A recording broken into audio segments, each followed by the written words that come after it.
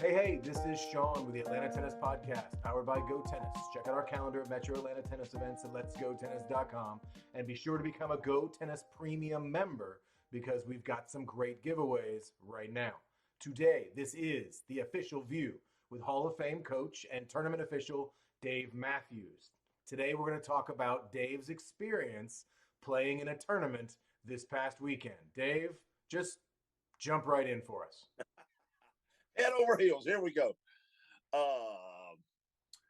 I've seen it, for the past, I don't know, probably 2-3 decades, slowly but surely evolving. And it kind of came to a big point this weekend, playing in a adult senior event, or district event, not state, but district.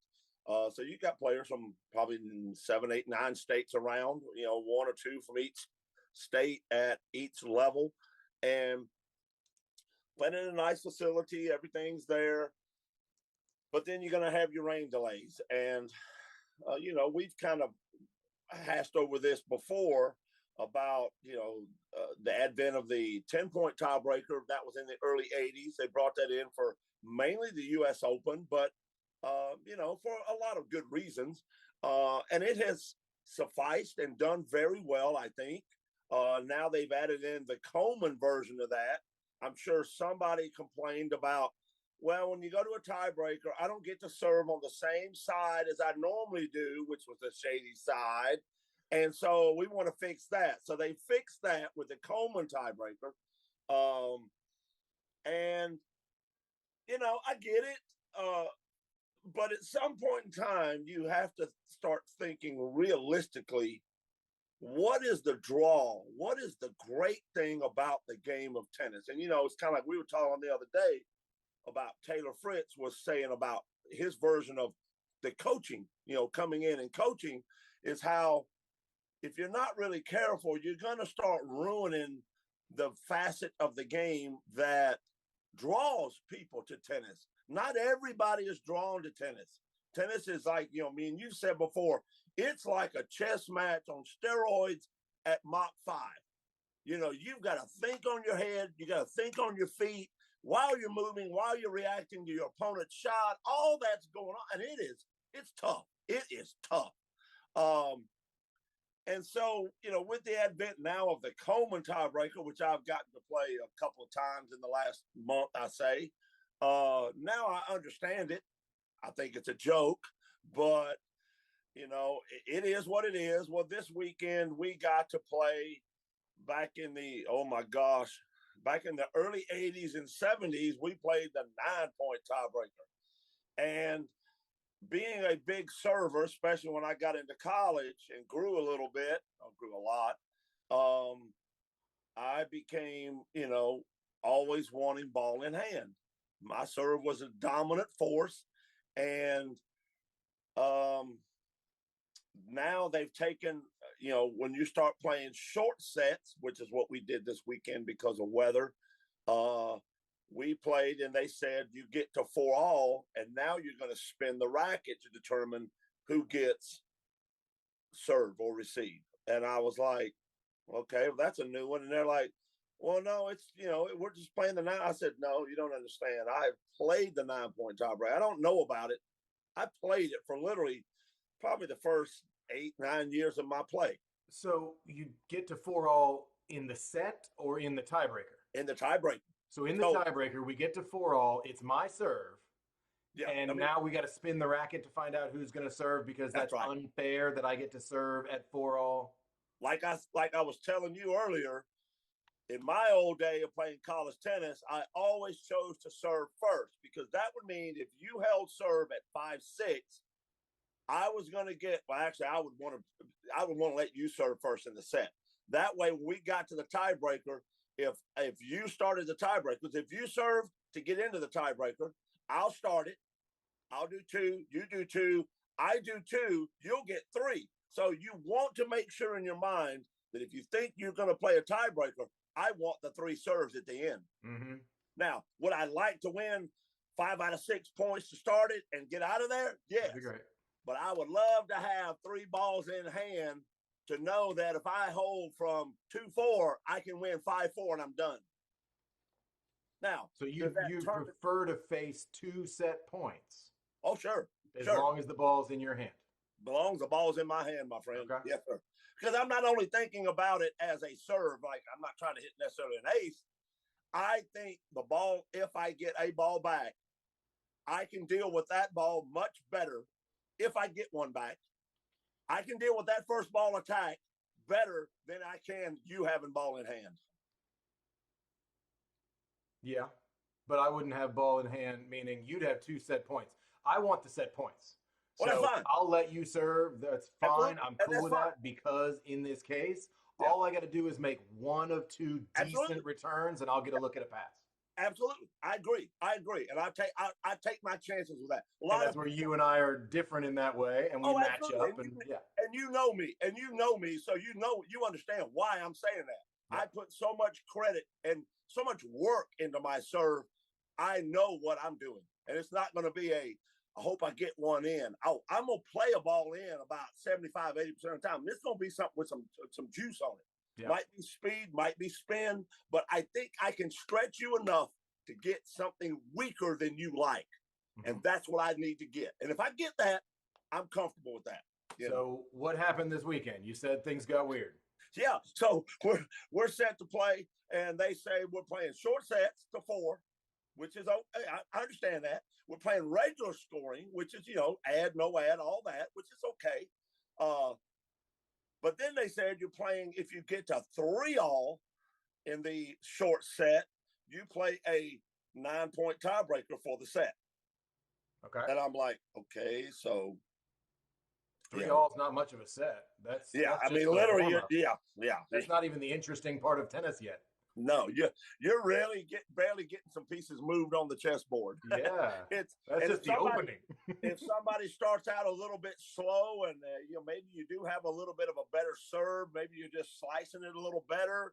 They don't get a return. Oh, you can be up 3-1, 4-0 in a heartbeat, and that happened. Yeah, I choose to receive. I'll tell you that. I'll choose to receive in a short set.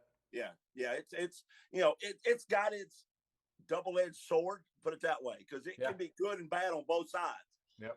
And so we played a tiebreaker for the second set, and one of us had a bad tiebreaker, and that was pretty much a 5-0 or 5-1 tiebreaker, and that was over. Well, then we turn around and we're playing a 10-point Coleman tiebreaker indoors, which that don't make no sense to me. 10-point? No, there's no reason for a Coleman tiebreaker indoors. I know. There's no sun. There's no wind. Zero reason for it. So just play a regular 10-point tiebreaker, switch every 6. Now you're switching. You're taking more time to switch ends than you are to actually play the tiebreaker. Yeah. So, so all that, and I think, back to one of our earlier podcasts about trying to reinvent the wheel. The wheel, there are pretty good wheels out there with spokes in them. And I think I can only imagine if I were a real official, and I am, but if I were an official at a level 6 tournament and this occurred, oh my God, it would be off the chain, out of control. Yeah, the kids and the parents have no idea. Like, they have no idea what they're doing at a level 6 yet. Well, they have some idea, but little. Right. Very little idea. They're definitely not settled into which tiebreaker, 1, 2, that's right. Coleman. All right, got it. Like, that's not a thing. You got confused people everywhere. Oh, it is crazy. And I hope they don't use the Coleman tiebreaker in juniors up until, I would think it's got to be level 4 or 3, somewhere in there, if they use it at all. You have to use it for juniors because you don't want them serving in the sun if they're not used to it. You're serving the sun every other game. No, that makes me sad. And we can't have sad people in tennis. Yeah.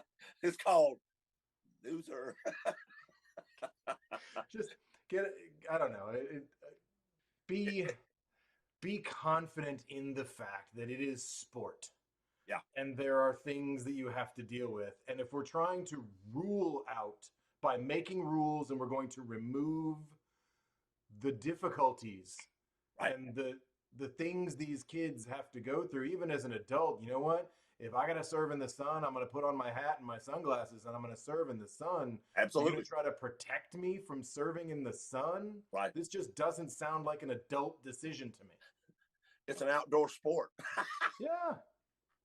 Get a tan on both sides if you're gonna get one. You know, Yeah. it's okay. It's not exactly about your weekend, but it is about the Komen tiebreaker. I remember teaching tennis 20 years ago, Yep. and I watched a coach who had a high-level junior, world-ranked junior, was on a court nearby, and he had the kid facing the sun.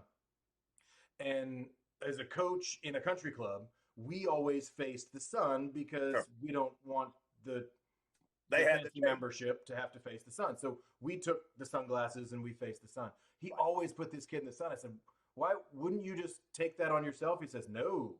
And he was like, F him. Like, he used the language. He was like, F him. He needs to be focused on that and be able to handle that. Or at the highest levels, there is no. So he's always in the sun. And they did it the other way. Right. But in this case, we're just protecting people from things like this. Now, I know the conversation isn't about the Komen tiebreaker, but it is about the choosing to run tournaments in certain ways and trying to protect people from the adversity that is sport. That's there. That's there. Whether you like it or not, it's there. You know, how are you going to stop the wind? You know, people think that the wind screens are for wind. They really aren't. They're really for visibility right behind the player. Mm-hmm. And that's the end of that story. Does it help break some of the wind? Yes, it does. And that's a good thing. But when you start taking out, you know, here we go back to the, you know, playing a Komen tiebreaker indoors, it's kind of an oxymoron. Why? You know, matter of fact, play a 10-point tiebreaker and just don't change sides. There's no reason, you know. Well, and in this case, it's USTA being like the government, right? It's, well, we have this thing, we might as well use it. Well, no, if that thing is pointless, get rid of it. Just because you have it, USTA invented this thing, and they're like, it's great. It protects people from adversity during sport. Right. And we might as well use it. No, we have a perfectly good system in place for this. Yeah. And like we were talking earlier, you have a group of people, a group of adults playing in a tournament, seniors, high level. Everybody's either been in a part of or around tournaments their whole lives. Right. And everybody in that group could pretty much sit around thinking, I could do it better. Yeah. And they might be right. Yeah. So in this case, I'm empathizing a little bit with the USTA. That is the USTA tournament that you were in, right? Yeah, it was a district playoffs. Yeah. District playoffs by the USTA. Yep. And they've got a bunch of people that know how to run tournaments. Yeah. Or at least have an idea, have been around it for a long time. And they start messing with the schedule in ways that just it's confusing. I just don't understand why. Yeah. Yeah. You know, it's that old adage. Sometimes, you know, I hate to say that getting players that have played it, you know, not even at the highest level, but at a fairly high level is a good way to put it. You know, when you start ruling out and don't listen to their opinions of what's going on, you start losing some of that genre to something else, whether it's pickleball or something else. Mm-hmm. And good example. You know, pickleball has its own ups and downs going on right now too.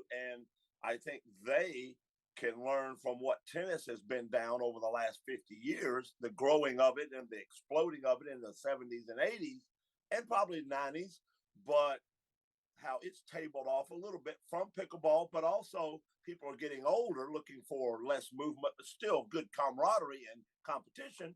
And it's a good additive. It's a good addition. I can't deny that. But you can learn from both. You know, when history is there for you to learn from and you ignore the chances to learn, you're not ignorant. You're not too smart. I'll put it that way. Well, yeah, we won't make any direct accusations there if we can help it. Yeah. But in this case, for your weekend, these are people that have been, you said it's seniors, right? Yeah. So in that case, would they not sit back in their boardroom figuring out how they're going to do their short sets and whatever and say, hey, let's look at our market. Let's talk to these people where they are. These are old school people. Nobody gets into tennis as a senior, as a beginner. Right. And plays at that level, at that tournament. Like these are people that have been doing it a long time. You played before any of the other tiebreakers existed. when it was just the 9-point tiebreaker. Oh yeah, And yeah, in that case, would they not say, hey, you know what, guys? You're used to it. You can handle it. You're probably all old school. We're playing regular scoring and deal with it. Or we're shortening right, the set. Everybody start at 2-all. That's what we used to do right, when we didn't have time. right, Start at 2-all and let me play the set, the last 2/3 of the set. right. But bringing in kind of the newfangled ideas that might be designed for newer or, shall we say, softer players Right. Yeah. in your event, in this event, just doesn't make sense. Yeah. Yeah.